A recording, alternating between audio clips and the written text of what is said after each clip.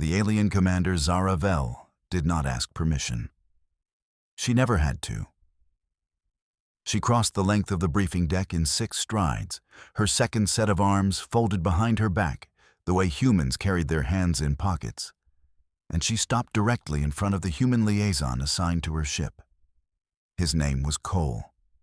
Lance Corporal Cole Danvers, 26 years old, from a place called Boise, Idaho, which Zara Vel had looked up and found deeply unimpressive. Flat, dry, small, of the kind of place that produced either criminals or soldiers. Cole had chosen soldier. He was standing at ease near the observation port, reading a paper manual because the ship's data system used bioluminescent interfaces incompatible with human fingertip sensitivity. The manual was about fuel compression ratios. Zara Vel knew this because she had written it. She did not slow down. She stepped over his legs, placed one knee on either side of his thighs on the bench seat, and settled her weight down onto his lap, the way she would sit on any available surface on any ship she commanded. Her species, the Velhari, did not assign meaning to proximity. Bodies were tools. Space was shared. Dominance was demonstrated by comfort, and comfort was demonstrated by occupying space without anxiety. She opened her own data tablet and continued reviewing the jump coordinates. Cole did not move for 4 full seconds. Zara Vel noticed.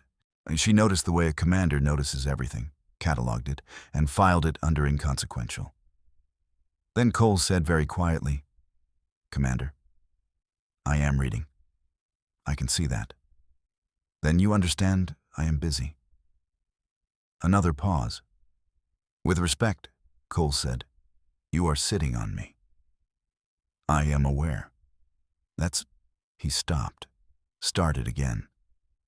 "That is not standard protocol for human-Velhari interaction, Commander." Zara Vel looked up from her tablet, and she studied his face the way she studied navigation charts, methodically, looking for the useful data and discarding noise. His jaw was tight. The muscle near his ear was doing something. His hands, which had been relaxed on his knees, were now completely still in the way that hands go still when their owner is working very hard to keep them that way. "You are uncomfortable," she said. Cole looked at the wall. "I'm fine." "You are not fine. Your secondary stress indicators are elevated." "My what?" "The muscle cluster at your mandibular joint, the stillness of your hands, the controlled breathing pattern you shifted into approximately 3 seconds after I sat down." She tilted her head. "I have read the human stress response literature. Your body is producing cortisol. Commander, with all due respect to your reading habits, could you please— Does this position carry social meaning for your species?" Cole closed his eyes, opened them. "Yes." "What meaning?" The pause this time was long enough that Zara Vel counted it. 7 seconds. A long time for a man who was otherwise precise and efficient with words. "Intimacy," he said finally. "This position carries meaning related to intimacy." Zara Vel processed this. She cross-referenced it against the 37 pages of human cultural briefing documents she had received before his assignment, and which she had read in full. Unlike most Velhari commanders who handed such documents to junior officers, she found the gap immediately. The documents had covered eye contact, food customs, personal name usage, humor registers, and the human sensitivity to perceived condescension. They had not covered lap-sitting. This was a significant gap. I did not know," she said. "I figured. On our homeworld, proximity signals rank, not intimacy. The most senior officer in a room sits closest to the others. It shows ease. It shows ownership of the space." "That's okay. That makes sense for Velhari." but for humans it does not. No. Zaravel stood.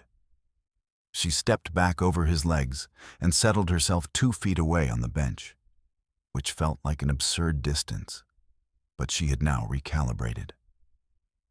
Cole exhaled, and it was a very controlled exhale, the kind that was trying to pretend it wasn't an exhale. "I apologize," she said. She did not apologize often. The words sat strangely in her throat. "You don't have to. I placed you in a position of social discomfort without your consent. This was an error. I am correcting it." Cole looked at her for the first time since she'd stood. Really looked, not the careful sideways glance he'd been managing. "Thank you," he said. Zaravel returned to her tablet. The jump coordinates were still wrong. One of her navigators had miscalculated the gravitational drift coefficient by a factor of 0.03, which was the kind of small error that became catastrophic at the speeds they were traveling. She fixed it, made a note to reassign the navigator to calculation drills. Beside her, Cole had not gone back to his manual. "Can I ask you something?" he said. "You may." "When you sat down, you genuinely did not know it would bother me?" "Correct." "And the 37 pages of cultural briefing?" "Did not cover it. I checked." Cole made a sound that was not quite a laugh. "Somebody's going to get a very pointed memo. I have already drafted it." This time he did laugh. It was a short sound, caught and released before it fully formed. Zaravel noted it the same way she noted the jump coordinates, as a data point worth returning to. She did not return to it. Not then. She had a ship to run, a jump to execute, and a diplomatic mission that 3 allied species were counting on her not to destroy. But the laugh stayed somewhere in her peripheral awareness, the way stars stayed at the edge of the viewport. Cole went back to his manual.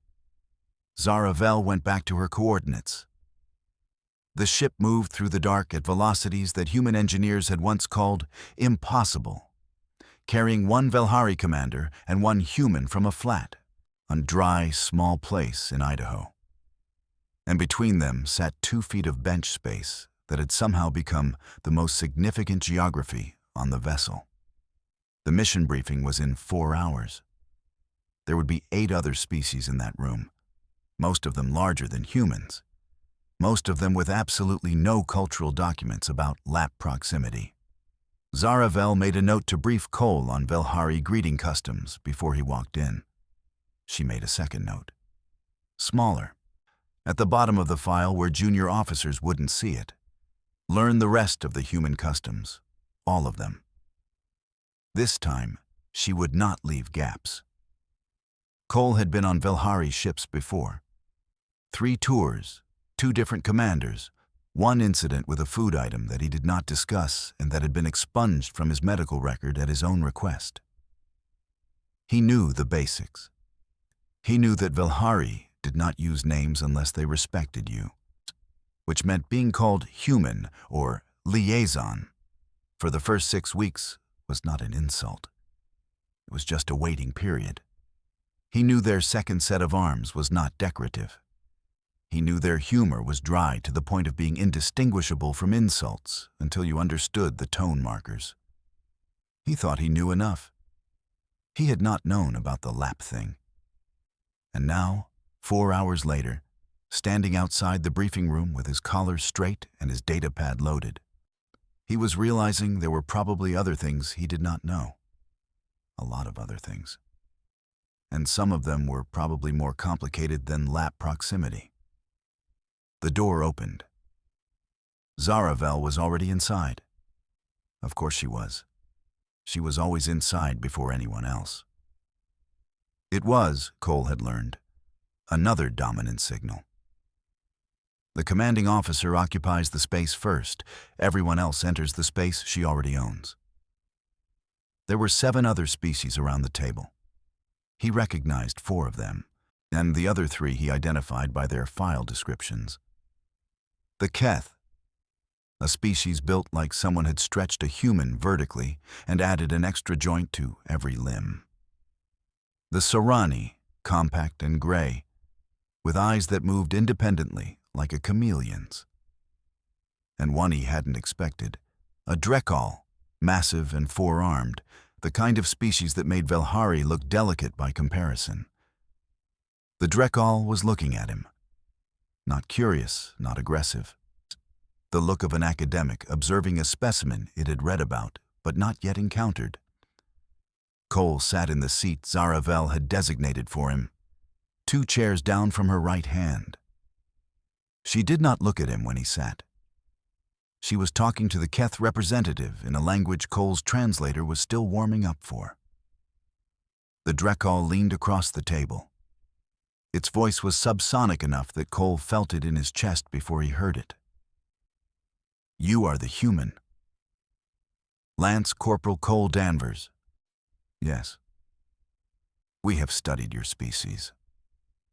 The Drekal's 4 hands arranged themselves on the table with the careful precision of someone who knew their hands were alarming and was trying to be polite about it. "You are physically unremarkable." "Thanks." "This is not an insult. It is a strategic assessment. Your musculature is limited. Your sensory range is narrow.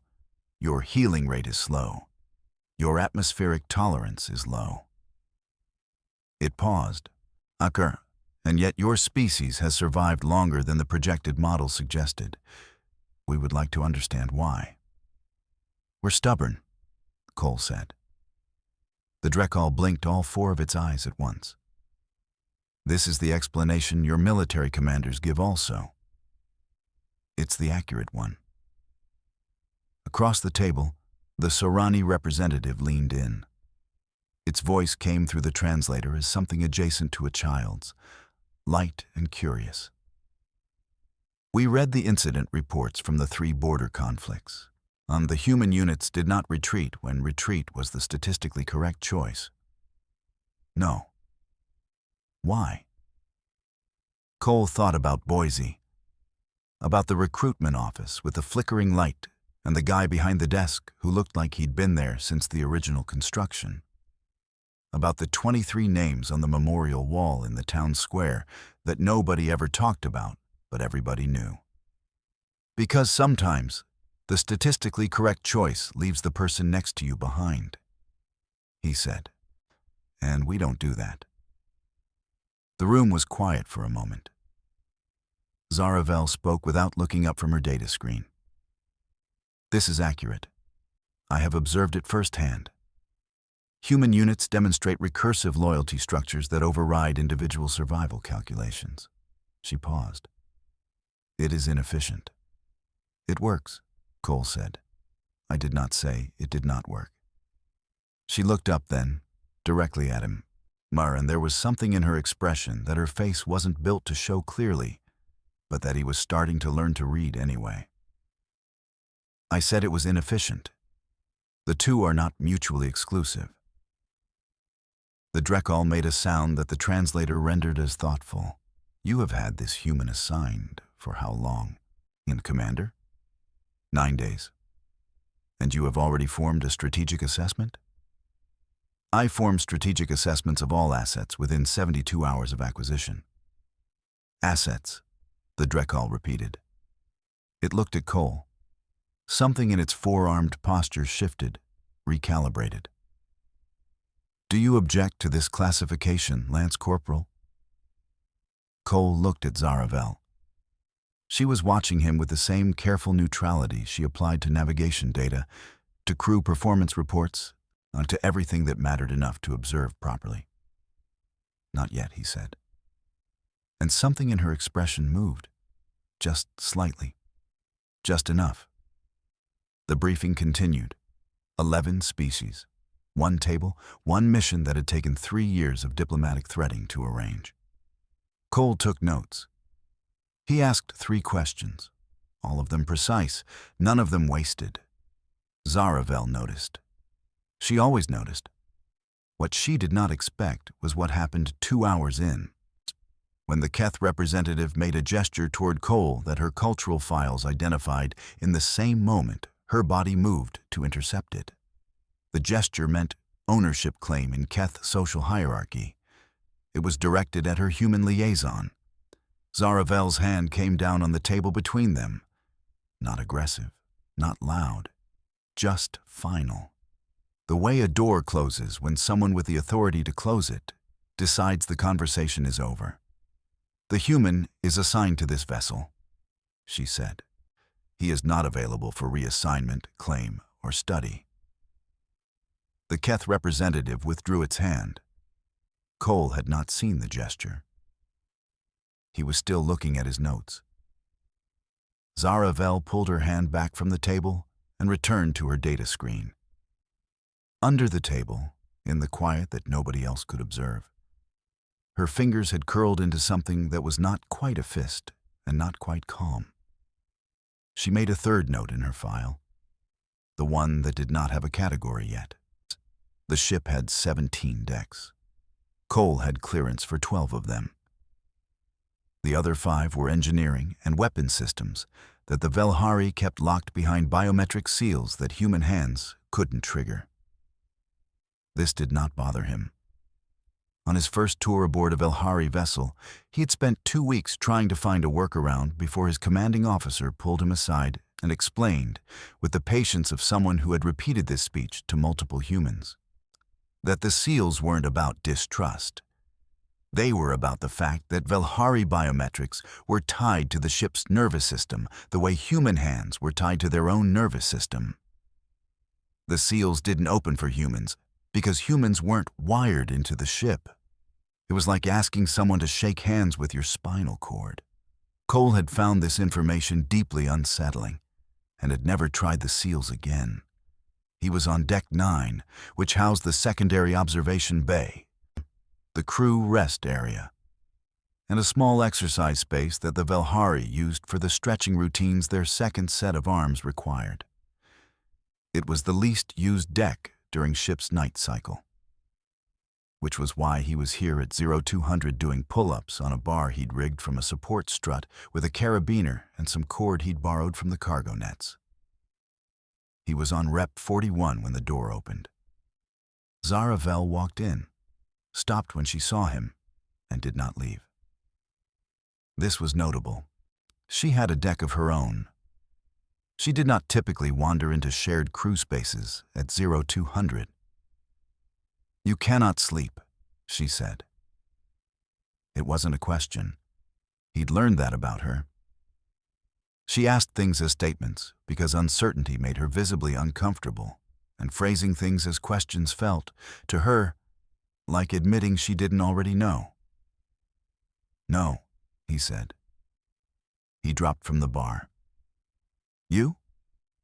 Velhari sleep cycles are 4 hours. I have completed mine." She looked at the makeshift pull-up bar. This is not standard equipment." "No." "It will hold your weight?" "Has so far." She walked closer to it, studying the carabiner's setup with the focused attention she gave to all engineering problems, which was the same attention she gave to diplomatic crises, which was the same attention she gave to everything. Cole was starting to think she did not possess a mode below full engagement. "The briefing today," she said, still looking at the bar, at the Keth gesture. "I didn't see it." "I know. I moved before you could." She turned. It was a claim gesture. In their hierarchy, it would have attached you to their delegation for the duration of the mission. Cole stared at her. "Attached me?" "As a research subject. Your species is poorly documented in their records. You would have been returned at mission's end unharmed." She paused. Probably. The Keth have a reasonably good record."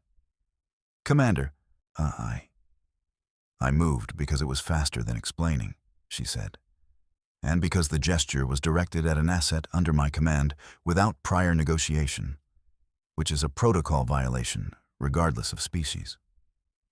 Cole was quiet for a moment. An asset. Yes. Is that still what I am? The question sat between them for longer than it should have. Zaravel looked at him the way she'd looked at him during the briefing. That careful, methodical observation that had started to feel less like assessment and more like something else. Something her 37 pages of human cultural documents probably had a word for, but that she hadn't gotten to yet. The word I used in my file, she said finally, is different from the word I would choose now. What's the word now? We do not have a precise Velhari equivalent. She glanced away, toward the observation port.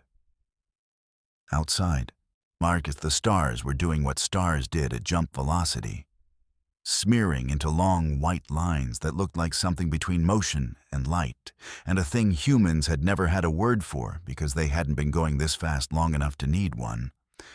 The closest translation would be something like a person whose absence would alter the shape of the room. Cole did not say anything for a moment. Then he said, "That's a very Velhari way to say something. I am very Velhari. Yeah, a beat. I'm glad you moved. In the briefing." I know. She was still looking at the stars. It was also faster than watching you try to manage it yourself, which would have taken significantly longer and involved at least one diplomatic incident. I would have been fine. You would have been annoyed and overly polite about it, which is your version of fine, which is not the same as fine. Cole laughed. It was the full version this time, not caught, not released early, as it came out and stayed in the room. Zaravel turned to look at it, the way you look at a sound you've heard described but not yet heard. "You should try to sleep again," she said. "Probably." He reached up and unclipped the carabiner, coiled the cord. "For what it's worth, Commander, I've served under 4 commanding officers. You're the first one who would have known what that gesture meant." I read the files. "No," he said. "You read the files, and then you were actually paying attention." He walked to the door. Stopped. "The word you were looking for, in English, I think it might just be matters." He left. Zaravel stood in the empty deck and looked at the smeared stars and thought about the shape of rooms and how quickly they could change, and added nothing to her file. Because some data did not need to be filed. It needed to be carried. The thing about the mission nobody had briefed Cole on was the boarding element. He had known there would be negotiation. He had known there would be 3 days of multi-species diplomacy aboard a neutral station at the edge of the Kaveth system, with 11 delegations, 4 disputed territories on the table, and enough historical grievance in the room to fuel a small sun. He had known it would be delicate. He had not known that on day 2, the Drekal delegation would produce documents suggesting that the Velhari had violated a 60-year-old treaty, and that Zaravel would stand up in front of 8 species and call the documents fraudulent, and that the Drekal's lead diplomat would respond by demanding a challenge right, which was, apparently, a thing. Cole found this out from Ensign Priya on the walk to the neutral station's central chamber. "What is a challenge right?" he said. "It's a Drekal legal mechanism," Priya said. She was young, efficient, and had been on Velhari ships long enough to have stopped being surprised by things. If one party calls another party's documentation fraudulent, the accused party can demand physical proof of standing. It's essentially, the person who made the accusation has to demonstrate they have the authority and capability to stand behind it. Demonstrate how? Priya glanced at him sideways. "Combat trial, usually." Cole stopped walking. "You are joking." The Drekal are a very old species. That is not an answer to whether you are joking. I am not joking. Priya kept walking. Cole caught up. The commander has already accepted. It's happening in 40 minutes.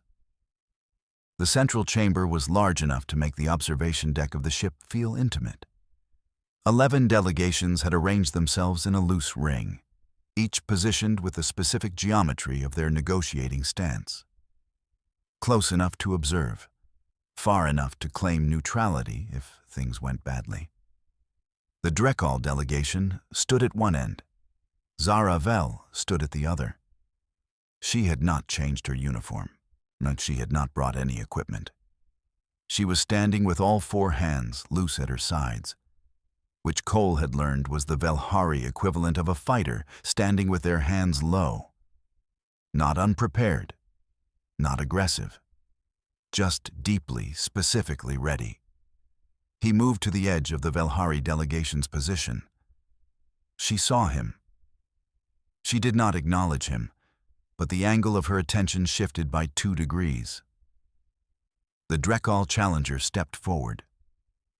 It was not the lead diplomat, whilst it was someone from the back of their group, introduced by a title that the translator rendered as something between enforcer and arbiter. It was larger than most of the others. Its forearms moved with a controlled weight that suggested they had been used before, seriously and often. Cole had been in enough pre-fight rooms to read a room. This was not going to be simple.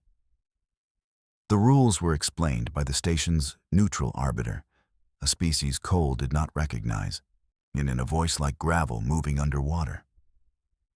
No weapons.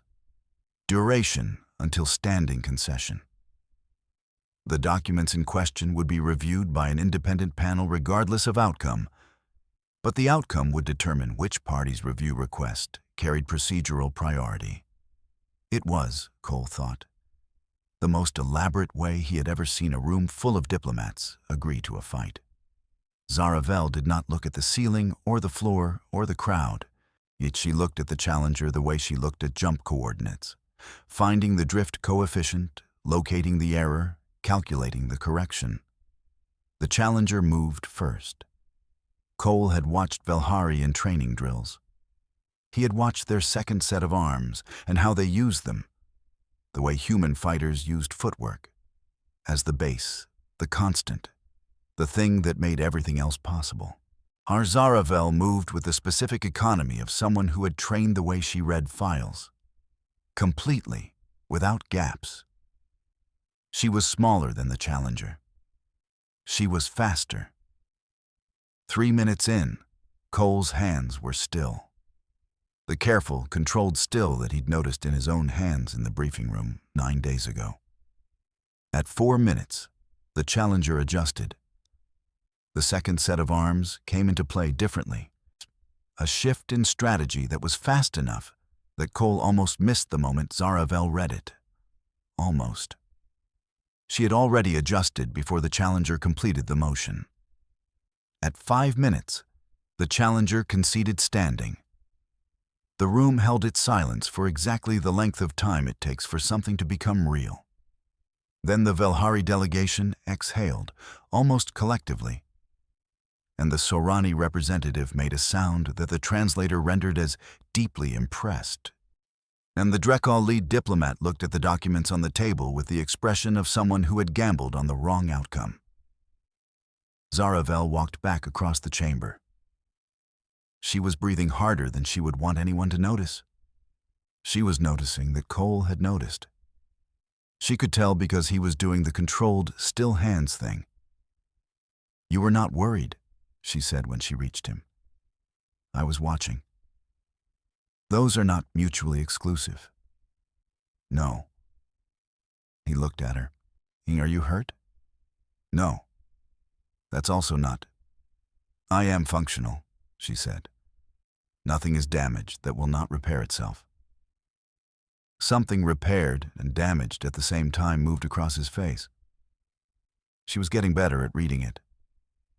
"The documents," he said. "Fraudulent. The independent review will confirm it." She looked toward the Drekal delegation, who were now in a contained internal discussion that looked, from a distance, like controlled panic. They underestimated the reaction. Whose reaction? Mine. She paused, and the fact that the challenge right would be accepted. They thought you'd back down. Many species do. She began walking toward the Velhari delegation's designated waiting area.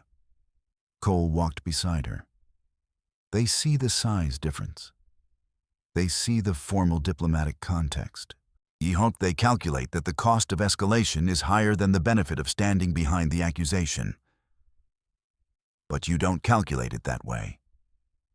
I calculate it exactly that way. She stopped near the edge of the room, where the light was lower and the observation angle gave her a clear line to every exit. A habit. Always a habit. The cost of backing down was the mission. 4 contested territories. 3 years of diplomacy. The cost of the challenge was the challenge. She looked at him. The math was simple. Cole nodded. You know what humans call that calculation? Tell me. Stubborn, he said. The thing in her expression that didn't have a word yet did something else entirely.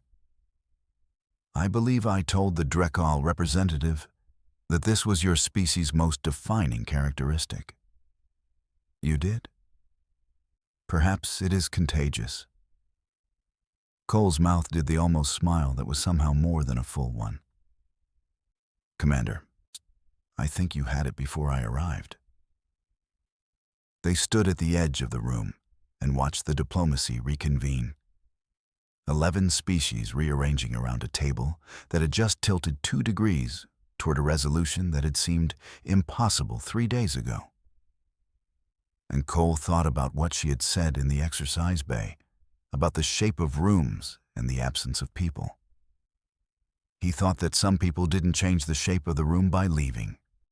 They changed it by being exactly what they were in every room they entered. He did not say this.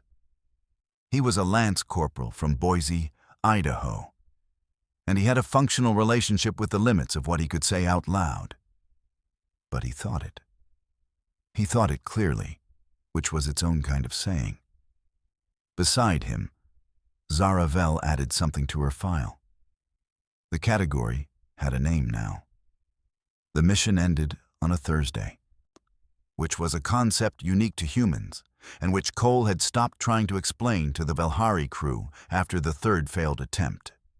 It ended with 4 territories assigned to a joint stewardship council. 2 species that had not spoken directly in 30 years, shaking whatever appendages served as their hands. And a station that had hosted 11 delegations, now hosting the quiet that follows the conclusion of something large. Cole's return transport was scheduled for 0600 the following morning. He packed in 11 minutes. He had learned, across 3 tours and 2 deployments that ran long, to travel with the minimum viable number of objects. His kit fit in 1 bag. His field manual fit in 1 pocket. The small carved piece of basalt he carried from Boise fit in the other pocket, which had been its home for 8 years, through things he did not discuss and that nobody needed to know about. He carried his bag to the transit dock and set it down and sat on it, because the transit dock did not have adequate seating for human dimensions, and waited. Zara Vel arrived 7 minutes before his transport was scheduled to board. She was not in her command uniform. She was wearing what Cole had learned to identify as her between-duties configuration. Still immaculate, still precisely arranged, but without the specific formality of the command posture. It made her look hard in a way he couldn't quite quantify, like she had made a deliberate choice to come here as herself rather than as her rank. She did not sit. Velhari did not sit in the way humans did, on edges, informally. She stood near him with a 2-foot distance she had recalibrated to 9 days ago in the briefing room. I came to confirm your transport details were correct, she said. They are. Good. She looked at the transport bay. The independent document review returned its finding an hour ago. The documents were confirmed fraudulent. The Drekall diplomatic team has issued a formal retraction. I heard. Priya told me. The mission is a complete success. Because of you. Because of the team. She paused. And because of certain recursive loyalty structures that refuse to calculate retreat as a viable option. Cole looked up at her. I think I was mostly taking notes. You asked 3 questions in 11 hours of briefings. Each one identified a gap in the other delegation's positions before those delegations had identified it themselves. The Keth representative asked me afterward what your training background was. She paused. I told them you were from a flat, dry, small place that produced soldiers. Cole laughed. The full version. You read the Boise entry. I read everything. I know. He stood. His transport was coming in through the bay. The dock filled with the low pressure shift of its approach. For what it's worth, Commander, you ran the tightest mission I've been part of. And I've been part of 6. Your previous commanders were insufficient. Some of them. He picked up his bag. Some of them were good. You're different. I am Velhari. The differences are numerous. No. He looked at her. The dock was bright, and she was standing in it, and he had exactly the amount of time remaining that he had, which was not enough, and also exactly the amount that existed. I meant you specifically, not the species. Zaravel was quiet for 3 seconds. I have added a notation to your personnel file, she said. A commendation for the mission. It will support your next performance review. Thank you. It is accurate. It is not sentiment. Okay. It is also sentiment, she said. Marginally. The transport finished docking. The boarding light turned green. If you are ever reassigned to a Velhari vessel, Zaravel said, the cultural briefing documents are insufficient. I will send you the amended version. The one with the lap section, and 17 others I have since identified. Cole put his bag over his shoulder. Commander, He stopped, started again, found the thing he could actually say. I hope the next mission is better documented. It will be. I am writing the documents myself. He walked toward the boarding ramp, stopped at the threshold, turned back. For what it's worth, he said. The word in English that means a person whose absence changes the shape of the room. He paused, holding it exactly as long as it needed to be held. It's not just matters. He boarded. Zaravel stood in the transit dock until the transport cleared the station's docking arm and moved into the lane that would take it out of the Kaveth system and back toward human-controlled space. She stood until the running lights were no longer distinguishable from the general scatter of stars at this distance, which took 4 minutes and 31 seconds. She was very precise about the time.